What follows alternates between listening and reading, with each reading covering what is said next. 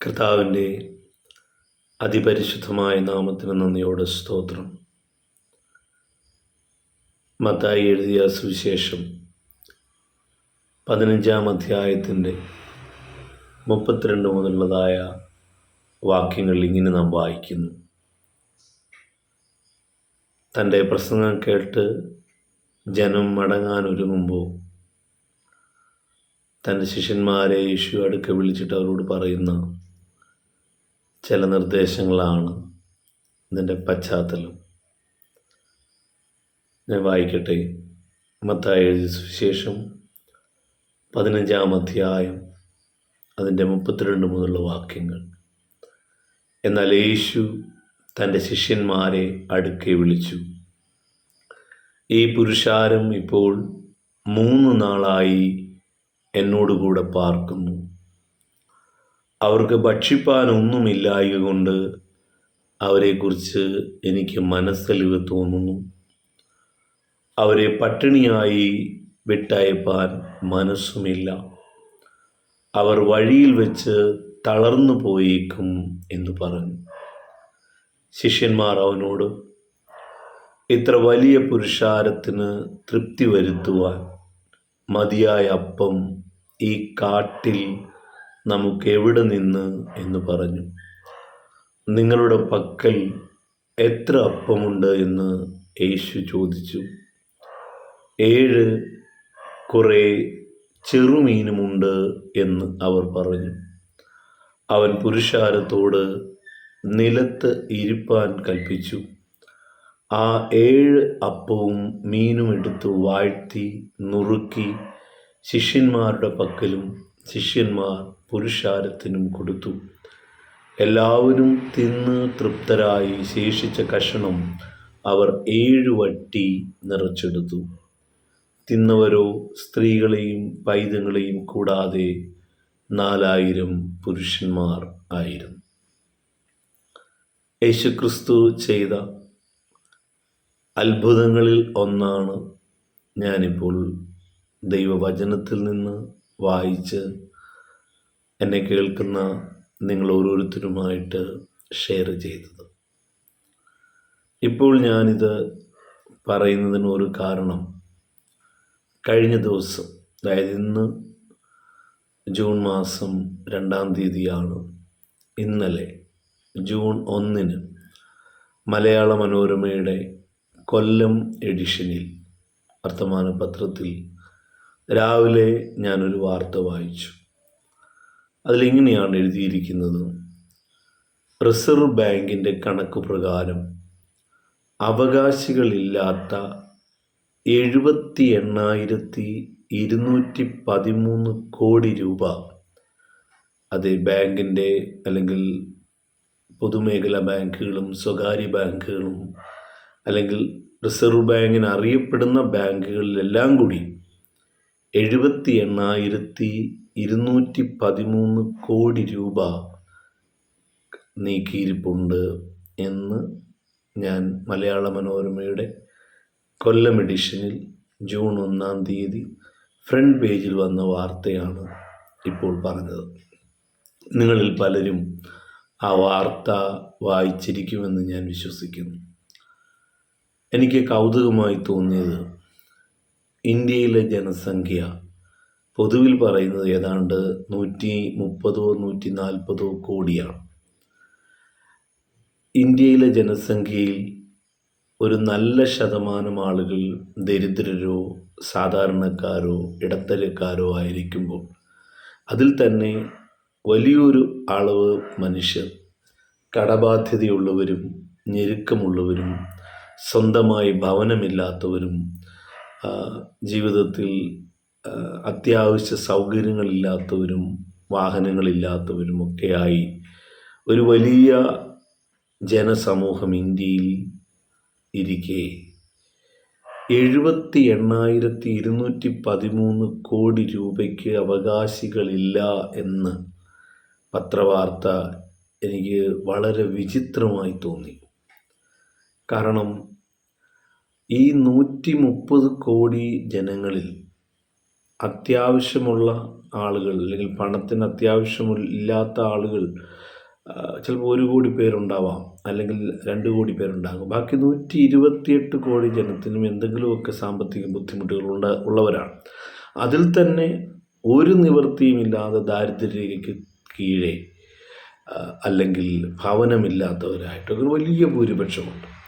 ഇനിയിപ്പോൾ ഈ 130 കോടി ജനത്തിനും ഓരോ കോടി രൂപ വെച്ച് കൊടുത്താൽ തന്നെ അത് 78,213 കോടിയിലെ ആ 213 കോടി മാറിപ്പോയാലും ബാക്കി 78,000 കോടി വെറുതെ കിടക്കുക. അപ്പോൾ 1 കോടി വെച്ചല്ല, 10 കോടി വെച്ചല്ല, 100 കോടി വെച്ച് കൊടുക്കുന്നു വെച്ചോ. ജനങ്ങൾക്ക് 140 കോടി ജനത്തിനും 100 കോടി വെച്ച് കൊടുത്താൽ എത്ര വരും? 140നെ 100 കൊണ്ട് ഗുണിച്ചാൽ 1000 അല്ലെങ്കിൽ 14,000 കോടി രൂപ അല്ല വരത്തുള്ളൂ. 78,000 കോടിയിലധികമാണ് അവകാശികളില്ലാത്തതായിട്ട് കിടക്കുന്നത്. ഇനി നോക്കുക, കോടികളായിട്ട് കൊടുക്കണ്ട, വീട് വെച്ച് കൊടുത്തോ, അല്ലെങ്കിൽ വസ്തുക്കൾ കൊടുത്തോ, അല്ലെങ്കിൽ സ്വയമായിട്ടൊരു ജോലി ചെയ്യാനുള്ള വരുമാനം, അതിനുള്ളതായ ഒരു ബിസിനസ് ചെയ്യാനോ ജോലി ചെയ്യാനുള്ള ഒരു വഴി തുറന്നു കൊടുത്തോ, അല്ലെങ്കിൽ പെൺകുട്ടികളുടെ വിവാഹം നടത്തി കൊടുത്തോ, എങ്ങനെയെങ്കിലും എന്തെല്ലാം ചെയ്താലും തീരാത്ത വിധത്തിൽ ഇത്രയും കോടി രൂപ ഈ ബാങ്കിൻ്റെ കയ്യിൽ, റിസർവ് ബാങ്കിൻ്റെ കണക്കിൽ അധികപ്പറ്റായിട്ട് ആർക്കും അവകാശമില്ലാത്ത കിടക്കുന്നു എന്ന വാർത്തയുടെ അടിസ്ഥാനത്തിലാണ് ഞാൻ പറയുന്നത്. അത് സത്യമാണെന്നാണ് ഞാൻ വിശ്വസിക്കുന്നത്. എന്നിട്ടും എന്തേ അതിൻ്റെ ചുമതലക്കാർ, ഭരണാധികാരികൾ അത് ചെയ്യുന്നില്ല എന്നെനിക്ക് മനസ്സിലാവുന്നില്ല. നോക്കുക, നാളെ കഴിയുമ്പോൾ ഇന്ത്യയിലൊരു പുതിയ ഭരണകൂടം അധികാരത്തിലേക്കും. അത് നിലവിലെ ഭരണകൂടം തന്നെയാണ് എന്നാണ് എക്സിറ്റ് പോളുകൾ പറയുന്നത്. ഇനി അതല്ല, മറ്റേതെങ്കിലും നിലയിൽ മറ്റൊരു ഭരണകൂടമാണോ വരുന്നത് എനിക്കറിയില്ല. ഞാൻ അതിനെപ്പറ്റിയൊന്നും സംസാരിക്കാൻ ഇനി ആഗ്രഹിക്കുന്നില്ല. കാരണം ഞാൻ രാഷ്ട്രീയമൊക്കെ പലതും പറയുമായിരുന്നു. പക്ഷേ ഞാൻ സെക്കുലർ വിഷയങ്ങളിൽ നിന്ന് പിൻവാങ്ങാനായിട്ട് തീരുമാനിച്ചിരിക്കുന്നത് രാഷ്ട്രീയം അറിയാഞ്ഞിട്ടല്ല, എൻ്റെ മേഖല അതല്ലാത്തതുകൊണ്ടും അതിൻ്റെ ആവശ്യം കഴിഞ്ഞു എന്നും എനിക്ക് തോന്നുന്നതുകൊണ്ട് എൻ്റെ അഭിപ്രായങ്ങളൊക്കെ ഞാൻ നേരത്തെ പറഞ്ഞിട്ടുണ്ട്. അത് നിങ്ങൾക്കൊക്കെ എൻ്റെ ഫേസ്ബുക്ക് പോസ്റ്റുകളിലൊക്കെ കാണാനായിട്ട് സാധിക്കും. ഞാൻ ഇനി അത്തരം അഭിപ്രായങ്ങൾ പറയാൻ ആഗ്രഹിക്കുന്നില്ല. അത് ഏതെങ്കിലും തരത്തിലുള്ള അറിവില്ലായ്മ കൊണ്ടോ അല്ലെങ്കിൽ പറയുന്നത് ശരിയല്ലാഞ്ഞിട്ടൊന്നുമല്ല. അത് എനിക്ക് അതിനി ആവശ്യമില്ല എന്ന് തോന്നിയതിൻ്റെ പേരിൽ ഞാൻ ഇനി അത്തരം അഭിപ്രായങ്ങളിലേക്ക് കടക്കുന്നില്ല എന്ന് മാത്രമാണ്. പക്ഷേ ഞാൻ നോക്കുന്നത്, ഏതു ഭരണകൂടമാകട്ടെ, ഏത് ഭരണാധികാരിയാകട്ടെ, പ്രജകളോട്, ജനങ്ങളോട് അവരുടെ മനോഭാവം, അവരുടെ കരുതലില്ലായ്മ വെളിവാക്കുന്ന ഒരു അനുഭവമായിട്ട് ഞാനിതിനെ കാണുകയാണ്. തീർച്ചയായിട്ടും ഞാൻ പറയാം, 78,213 കോടി രൂപയും ഓരോരുത്തർക്ക് അല്ലെങ്കിൽ 10 പേർക്കായിട്ടോ അല്ലെങ്കിൽ ജനങ്ങൾക്ക് മൊത്തം വിതരണം ചെയ്താൽ ഇവിടെ സമത്വം ഉണ്ടാവും. കാരണം വലിയ എല്ലാവരും ധനവാന്മാരായിട്ട് മാറും. എല്ലാവരും ധനവാന്മാരാകുന്നത് മാനുഷിക വ്യവസ്ഥയിൽ പറ്റത്തില്ല. കാരണം ഭൂമിയുടെ കിടപ്പ് തന്നെ എങ്ങനെയാണ്? പർവ്വതങ്ങൾ, സമതലങ്ങൾ, താഴ്വരകൾ, സമുദ്രങ്ങൾ, അങ്ങനെയാണ്. അപ്പം മുകളിൽ നിന്ന് താഴോട്ട് ഒഴുകി പോകണം. അപ്പോൾ അല്ലെങ്കിൽ അത് കെട്ടിക്കിടക്കും, എങ്ങോട്ടും പോകാതെ സമതലമായിട്ട് അല്ലെങ്കിൽ സമത്വമായിട്ട് ഭൂമിയിലെ വ്യവസ്ഥിതിയിൽ പറ്റില്ല. അപ്പോൾ അതുകൊണ്ട് ധനവാന്മാരുടെ വില എപ്പോഴാണ് ഉള്ളത്? ദരിദ്രനുള്ളപ്പോഴാണ്.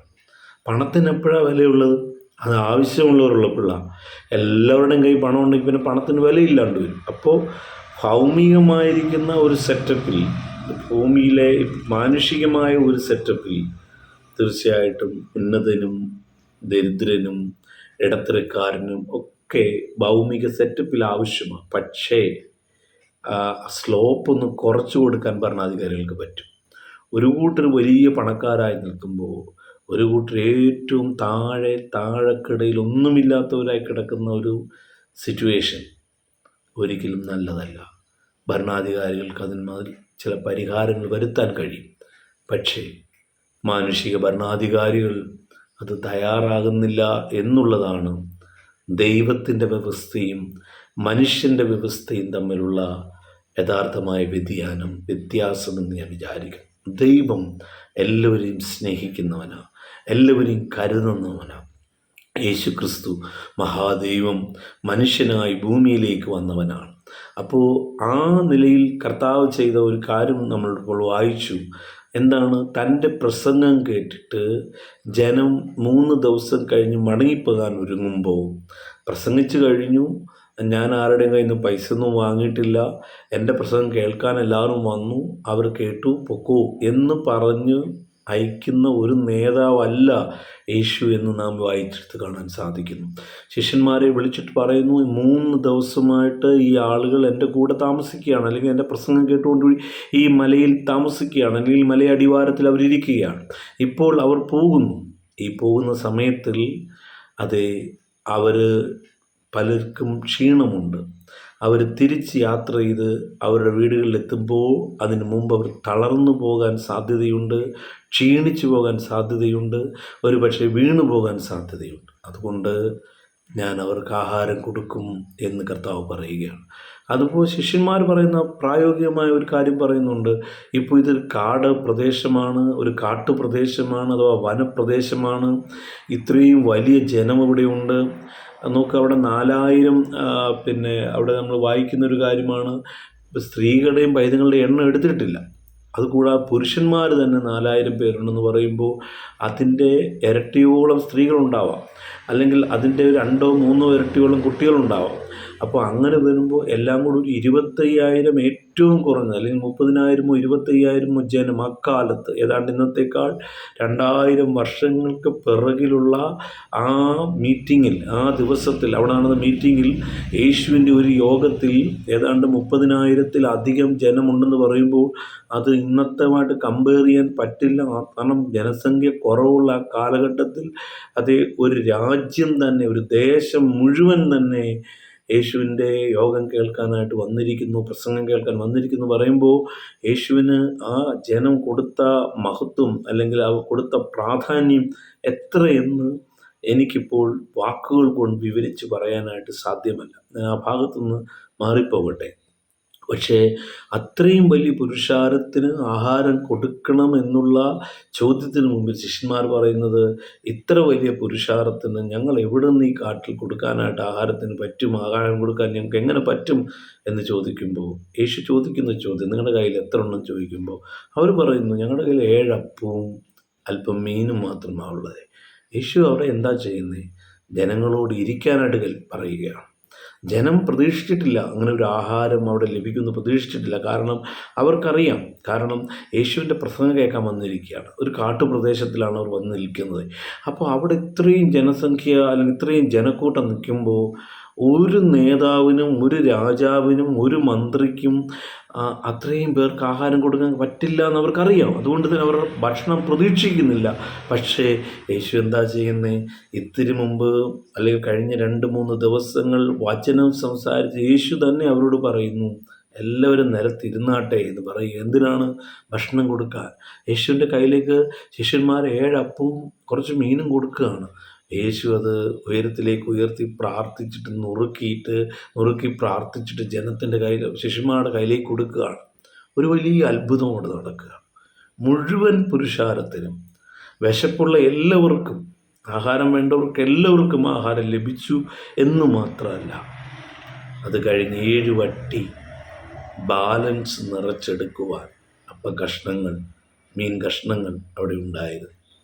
ഞാനിവിടെ പറയാൻ വന്നത് യേശുവിൻ്റെ കരുതലിനെ പറ്റിയാണ്, യേശുവിൻ്റെ സ്നേഹത്തെ പറ്റിയാണ്. യേശു ക്രിസ്തു ഇന്നലെയും ഇന്നും എന്നേക്കും അനന്യനായ ദൈവമാണെന്ന് എബ്രായ ലേഖനം 13:8 ദൈവത്തിൻ്റെ വചനം പറയുമ്പോൾ, എന്നെ കേൾക്കുന്ന പ്രിയപ്പെട്ട സഹോദരങ്ങളെ, ഭൗമിക ഭരണകൂടങ്ങൾ, ഭൗമികമായിട്ടുള്ള അധികാരികൾ ഒരുപക്ഷെ നിങ്ങൾക്ക് വേണ്ടത് തരാതിരുന്നാലും, നിങ്ങൾക്ക് വേണ്ട ഭവനം, നിങ്ങൾക്ക് വേണ്ടതായ വസ്ത്രം, നിങ്ങൾക്ക് വേണ്ടതായ ആഹാരം, നിങ്ങളുടെ ദൈനംദിന ചെലവുകൾക്ക് വേണ്ടതായിട്ടുള്ള വരുമാന വഴികൾ, അല്ലെങ്കിൽ വേണ്ട പെൻഷൻ, അല്ലെങ്കിൽ വേണ്ട ശമ്പളം, അല്ലെങ്കിൽ ജോലി ഒന്നും തരാതിരിക്കുമ്പോഴും നിങ്ങളെ കരുതുന്നൊരു ദൈവമുണ്ട്, നിങ്ങളെ കരുതുന്നൊരു രക്ഷകനുണ്ട്. യേശു ആ രക്ഷകനാണ്. യേശു ആ ദൈവമാണ്. തീർച്ചയായിട്ടും 2000 കൊല്ലത്തിന് മുമ്പ് തൻ്റെ മുമ്പിലുണ്ടായിരുന്ന ഏതാണ്ട് 30,000 ജനത്തിന് മുഴുവൻ ആഹാരം കൊടുത്തവൻ ഇന്നും നിങ്ങൾക്ക് വേണ്ടി പ്രവർത്തിക്കും. എന്നെ കേൾക്കുന്ന പ്രിയപ്പെട്ടവരെ, നിങ്ങളുടെ ഭാരം എന്താണെങ്കിലും, നിങ്ങളുടെ പ്രയാസം എന്താണെങ്കിലും യേശു ഒരു അത്ഭുതം നിങ്ങൾക്ക് വേണ്ടി ചെയ്യും. മാനുഷിക ഭരണകൂടങ്ങളെ ഞാൻ വിമർശിക്കുകയല്ല, അവർക്ക് കഴിയില്ല. ഭൗമിക സെറ്റപ്പിൽ അത് സാധ്യമല്ല. അതേ മാനുഷിക രാഷ്ട്രീയ അല്ലെങ്കിൽ പിന്നെ ഭൗമികമായിട്ടുള്ള അല്ലെങ്കിൽ മാനുഷികമായിട്ടുള്ള ക്രമീകരണങ്ങളിൽ ഇത്തരം കാര്യങ്ങൾക്ക് പരിഹാരമുണ്ടാക്കാൻ പറ്റില്ല. പക്ഷേ അവർക്ക് സാധിക്കും. ഞാൻ പറയട്ടെ, 78,213 കോടി രൂപ നീക്കിയിരിപ്പുണ്ടെങ്കിൽ ആർജവത്തോടൊരു ഭരണാധികാരിക്ക് തീരുമാനിച്ചുകൂടെ ജനങ്ങൾക്ക് ഇത് വിതരണം ചെയ്യാവുന്നു? അല്ലെങ്കിൽ 15 ലക്ഷം രൂപ ഓരോരുത്തരുടെ അക്കൗണ്ടിൽ സ്വിസ് ബാങ്കിൽ നിന്ന് പിടിച്ചെടുത്തുകൊണ്ട് കൊണ്ടെടുക്കുന്നു എന്ന് പറയുന്നതിനേക്കാൾ എത്രയോ എളുപ്പമുള്ളൊരു കാര്യമാണ്. 78,213 കോടി രൂപ, അതേ ഇന്ത്യയിലെ ആകെ ജനസംഖ്യ 130 140 കോടി ആയിരിക്കുമ്പോൾ ഓരോരുത്തർക്കും 1 കോടിയോ 10 കോടിയോ 100 കോടിയോ വെച്ച് കൊടുക്കത്തക്ക നിലകളിലുള്ള പണം കയ്യിലിരിക്കെ വെറുതെ പണം കൊടുക്കണമെന്ന് ഞാൻ പറയുന്നില്ല. അത് സിസ്റ്റത്തെ മൊത്തം തകർത്ത് കളയും. പക്ഷേ ആഹാരം കൊടുക്കാം, വസ്തുക്കൾ കൊടുക്കാം, വീട് പണിത് കൊടുക്കാം, അത് എന്തെല്ലാം കാര്യങ്ങൾ ചെയ്യാം. പക്ഷേ ഭരണകൂടങ്ങൾക്ക് അത് കഴിയാതിരിക്കും. നിലവിലുള്ള ആൾക്ക് ചെയ്യാൻ കഴിഞ്ഞില്ല എന്ന് പറഞ്ഞ് വിമർശിക്കാനല്ല ഞാൻ. നാളെ മറ്റൊരാൾ വന്നാലും ഭൗമിക വ്യവസ്ഥയിൽ ഇന്ന് നടക്കില്ല. പക്ഷേ ദൈവിക വ്യവസ്ഥയിൽ ഇത് സംഭവിക്കും. ദൈവത്തിനത് സാധിക്കും. മനുഷ്യർക്കത് സാധ്യമല്ല, ദൈവം അത് ചെയ്യും. യേശു ക്രിസ്തു മഹാദൈവത്തിൻ്റെ പ്രതിരൂപമാണ്. യേശു അത് നിങ്ങൾക്ക് വേണ്ടി ചെയ്യും. ഇന്ന് എന്നെ കേൾക്കുന്ന നിങ്ങൾ ഏത് പ്രശ്നങ്ങളിലൂടെ കടന്നു പോവുകയാണെങ്കിലും, ഏത് ബുദ്ധിമുട്ടിലൂടെ കടന്നു പോവുകയാണെങ്കിലും നിങ്ങൾക്ക് വേണ്ടി ഒരു അത്ഭുതം ചെയ്യുവാൻ കർത്താവിന് കഴിയും. എൻ ക്ഷീണിത രോഗത്തിലും നീ മാത്രമെൻ വൈദ്യൻ,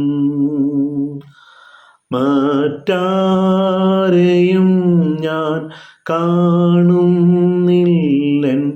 രോഗശാന്തിക്കായി. ഈ പാരിലും പരത്തിലും നിസ്തുലനൻ പ്രിയൻ,